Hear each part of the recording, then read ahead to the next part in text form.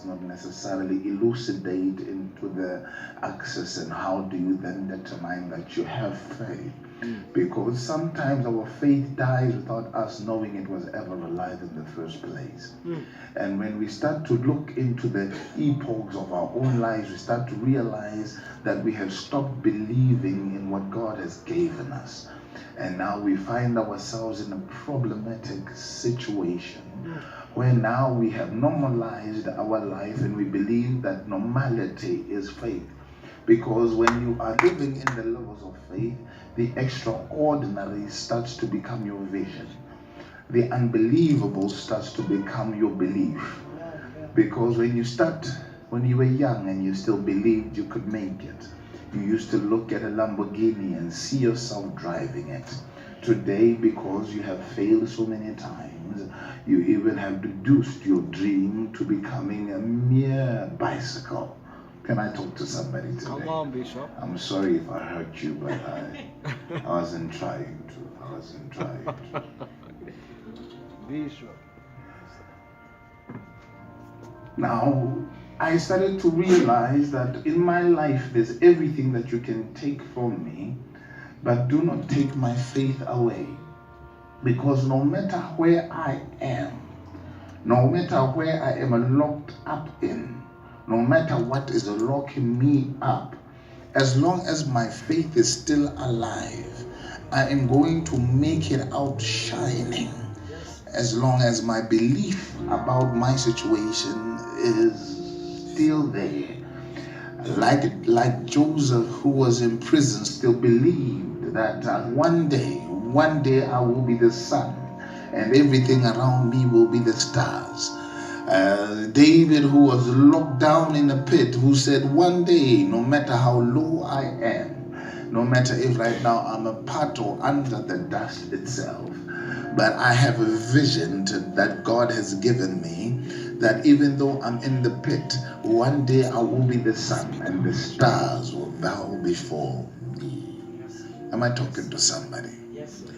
Now, faith becomes a very difficult thing to sustain because faith is an expectation. Look at your neighbor and say expectation. And an expectation is a problem because you cannot expect what you already have. Yes. Am I talking to somebody? Yes, sir. Now, it is a problem because you can't expect what you already have. If you have it, you're not expecting it. You just got it. Look at your neighbor and say, you got it. So now, when you talk about an expectation, it means there's something that you don't got that you want to get. Yes.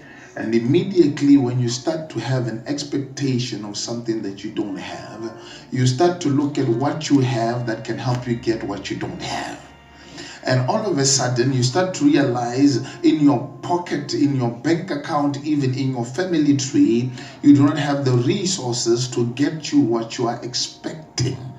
And still, God is saying, I need you to expect greatness out of your meekness, but you don't have what it takes to receive that which you expect. Am I talking to somebody?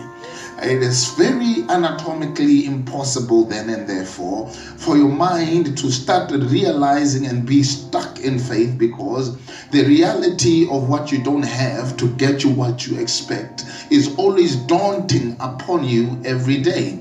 You wake up in the morning, you discover that in your house and in your family, there is no money to take you to varsity, and you are dreaming about owning a company. And why am I bothering myself with this thought?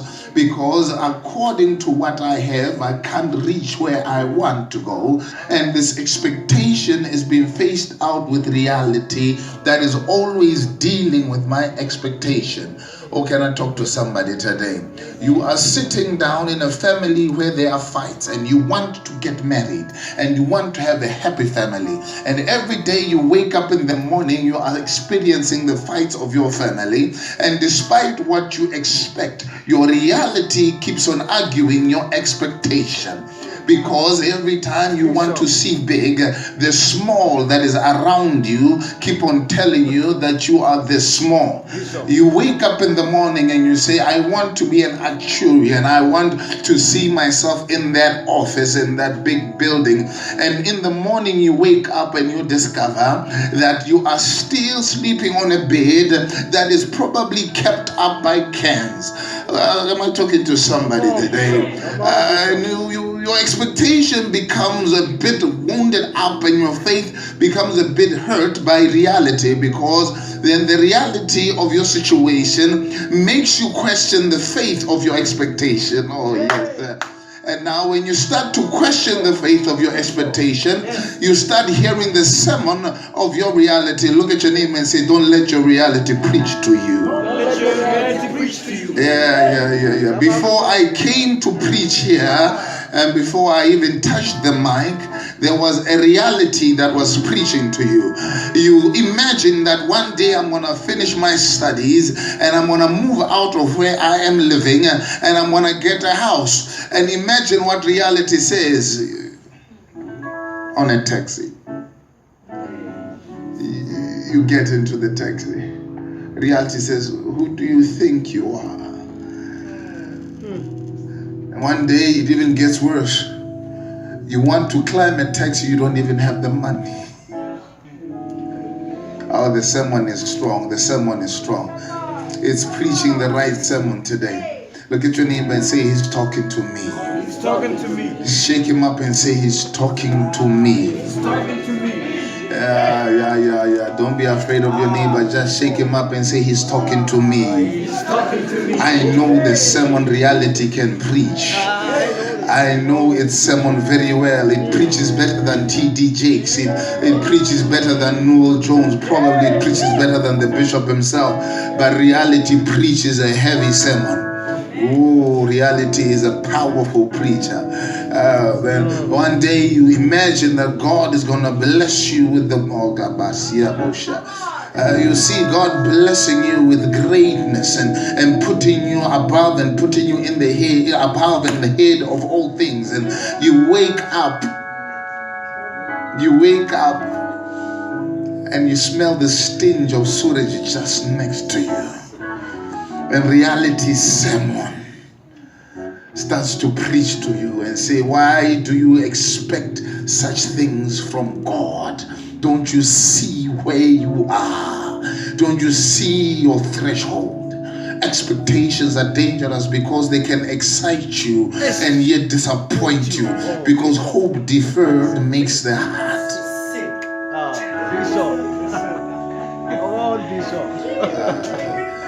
Now if you don't believe me, level la manyana ngile ba motsepiso batla manyana.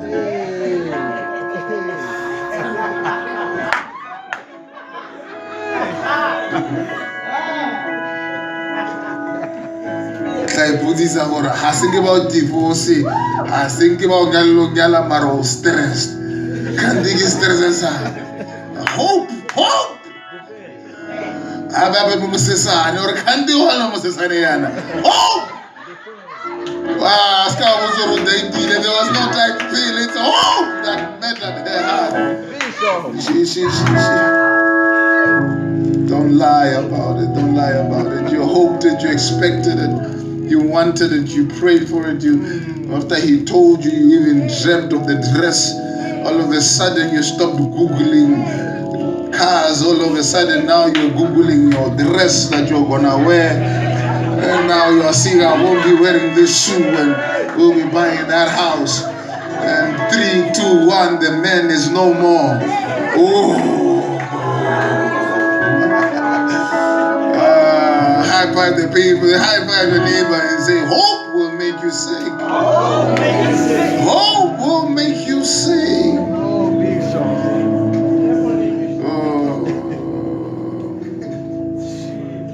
Ska wana balislenda so.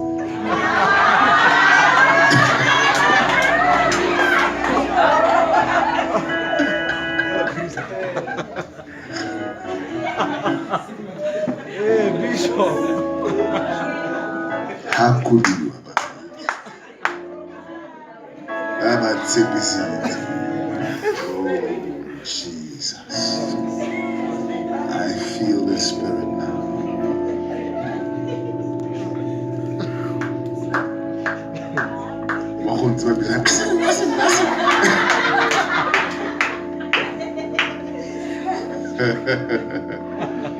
Hope can make you sick. Hope can change your perspective of life. If you ever believed for something, expected it, were promised and were given all types of security that you are gonna receive it. Yeah. Your mind starts to acclimatize to reception. You become like a baby waiting for it to come. And when somebody tells you it's not coming, it takes time for you to even accept it's not coming. It might take you 6 years, 4 years, 7 years just to deal with it not coming to you. You don't know what hope has done to this nation. The reason why South Africa is in such an uproar, it's nothing else but hope deferred. It had hope that one day we're going to have our houses, we're going to have our economy, but hope deferred. Our hearts are sick. Look at your neighbor, say, I'm sick and tired of being sick and tired. I'm sick and tired of being sick and tired. Some are laughing like it's not them, but you know. You may not know how it feels like to be free of your problems. You may not know how it feels like to be free of your stress. But I want to tell you about the balm of Gilead. The God who can remove all yokes and all bondages. He's able. Get your name and say, He's able. He's able. He'll take you out of your storm. Even though it doesn't feel like it's ever going to happen. But believe me, you. Stop asking for water and start asking for faith. Yeah. Amen. Now, faith is a very interesting principle because most of us, we believe that the activity of faith, it is the transitioning of our disposition. Let me explain it to you in simplicity. Is that we believe that we have to change ourselves so that we may seem as if we have faith. And thus, then and therefore, want a position in our life, nor in our facial expressions or in our speech that will demonstrate true faith that I have it. And I never really understood the statement until I read the book of James chapter 1 verse 4 that speaks about the labor of patience. Now that is a very interesting word, and I use the word labor intentionally because I want to get you to thinking about your patience being a workaholic. And most of us, we have been waiting so long that we feel like it's too long. And most of us, we've been waiting so long that we feel like it is enough. It's enough. By now, I should be out. The prophet told me by next year, I'm going to be out. The Spirit of the Lord told me that by today, I should be out. But God told me that patience is working something in you. Yeah. And I just want to talk to somebody who feels like moving away from what they believe in and who wants to make faith work. Can somebody say you cannot work faith? You cannot work faith. Ah, yes, Lord. I want to tell you that faith works for you. And when you are in this level of patience, and patience starts to reveal the word of God to you, that whenever you just stand and see the victory of the Lord, and I want you to stick to this understanding that whenever God gave you a word to believe in, He does not expect you to modify a word of Him so that you can believe in it. But He's waiting for people who are patient enough and waiting upon the Lord. Because it is them that God that wait upon the Lord that the Lord renews their strength. I just want to talk to somebody who feels like shaking out of what they believe in. I want to talk to somebody who feels like I'm tired of believing for God for what He has promised me. I want to tell you that just wait a little while longer. Just wait a little while longer. All that God has promised you is about to come to fruition. But the faith that God has put in you is busy working things out for you. And after it has finished working things out for you, you will start to realize that all things worketh for the good of them that love the Lord, who are called according to his purpose. I want to tell you today that you are in that situation, you are in that pit, you are in that den because there is a purpose of God working in your life. God is working good things in your situation. God is working in your patience. So tell your neighbor, I say, be still and know. Be still and know. It's coming your way. I just want you to be patient a little while longer. Even though your situation is preaching to you now, even though there is a sermon in your situation, don't shake in your faith. Be steadfast in what God has promised you, and in just a little while longer, the vision will speak. Can I talk to somebody today? The vision is for an appointed time. In that time, when due season, the vision will speak. And when we were asking you, who do you think you are in that situation? Who do you think you are moving around like you're a Christian? Who do you think you are thinking that you are special, going to books and coming back? You should keep quiet, because in due season, the vision that God has stored in your heart, the vision that God has put in your spirit, it will respond, it will speak on your behalf. When they see you passing by, they will ask, is it he who was going to church? The vision is speaking. When you pass by, it is he who was praying like crazy, because the vision is speaking. Somebody say, my vision is I'm going to respond to you, to the back checkers, to the liars, to those who were busy stabbing you in the back, to those who rejected you, to those who hated you when you were moving, to those who misunderstood you. The vision will respond. The vision will respond. But let patience do its work.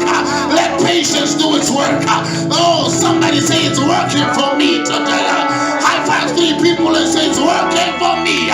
It's working for me. It's working for me. I'm just not waiting for nothing, but my patience is laboring. It's like a miner pulling out the gold out of my situation. Oh, somebody say my patience is mining my diamond. My patience is mining my future.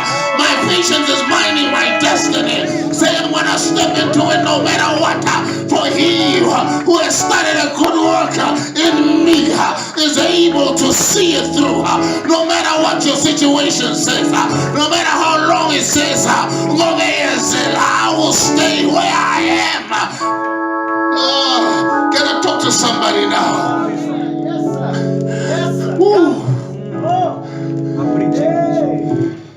If I was in Chicago, look at your neighbor and say, don't let him go to Chicago. Don't let him go to Chicago. So don't go to Chicago. When we're preaching on that side, say it's working for you.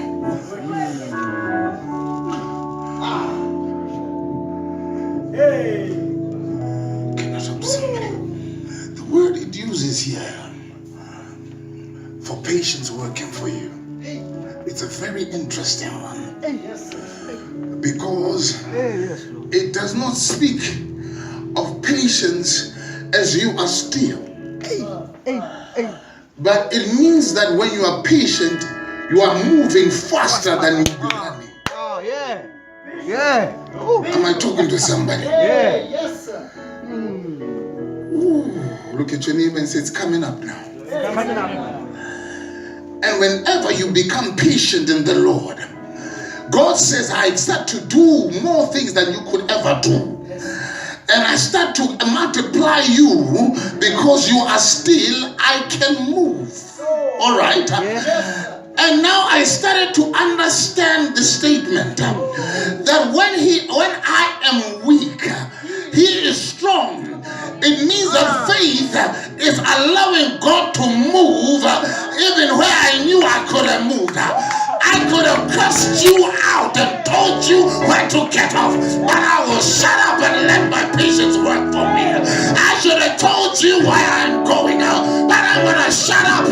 Instead of me moving, I'm going to let my patience work. Look at your neighbor, say it's going to work for me. You got to believe it. You got to believe it. You got to believe it. Because some people don't understand that the most toughest thing to do is not moving, but the toughest thing to do for me is to not react. Oh, you don't know some of us. Some of us were not born in the church. Some of us were not born again. Some of us, we had to meet Jesus and get the blood straight from him to be born again, because some of us are quick to react. Some of us are quick to respond. You don't know some of the Christians in the streets. And they could have kicked you. Oh, don't even try them. They're going to mess you up before you even say a word. But God has to teach us that in our silence, in our patience, in our immobility, there is a hand of God all over. Can I talk to somebody today? Ooh. When Abraham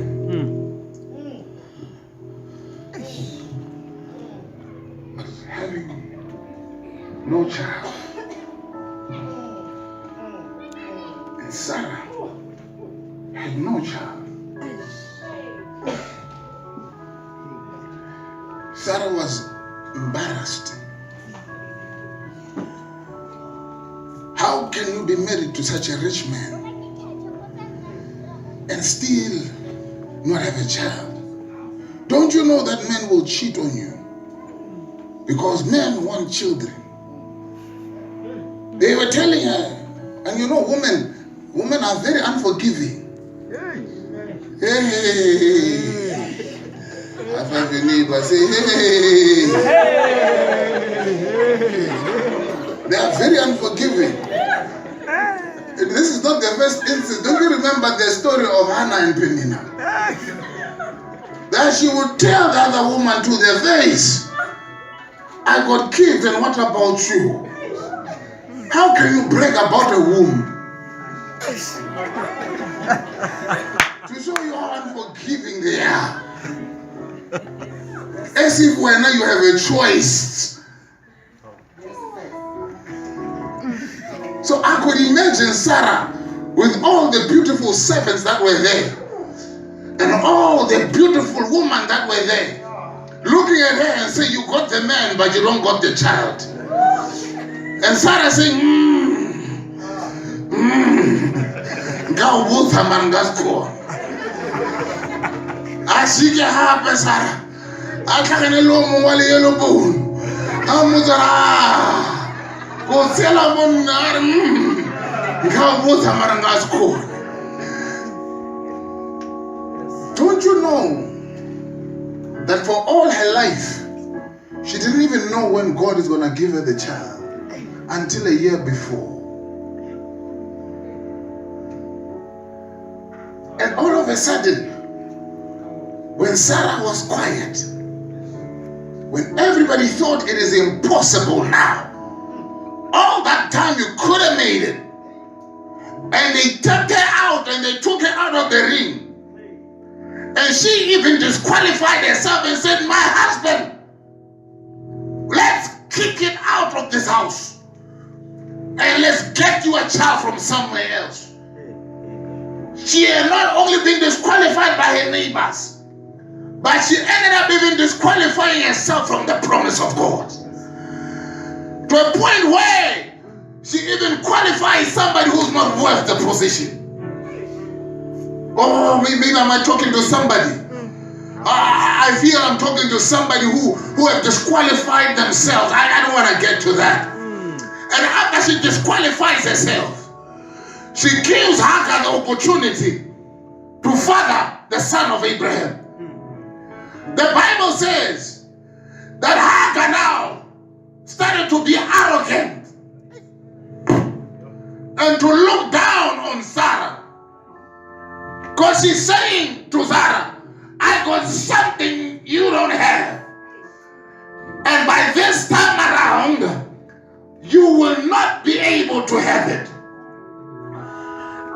I think Sarah could have responded, but she couldn't look stupid. You know, there's some answers you can't give because they make you look stupid.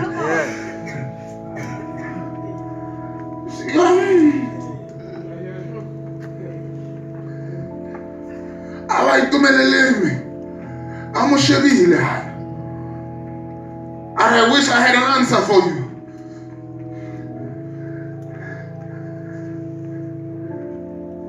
But not realizing that when people have knocked you out, God has just begun.